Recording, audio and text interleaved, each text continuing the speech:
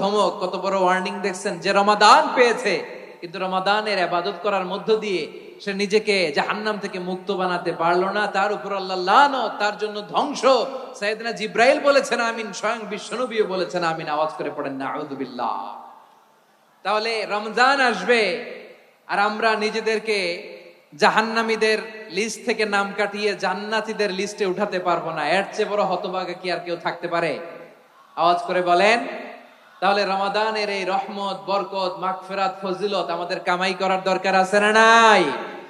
সব নেক আমলের সওয়াব বাড়তে বাড়তে 700 গুণ, কিন্তু রোজা ছাড়া, রোজার সওয়াব কি হবে?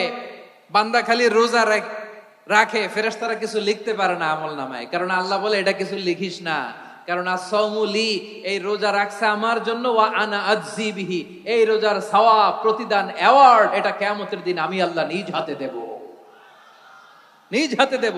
আরেক বর্ণনা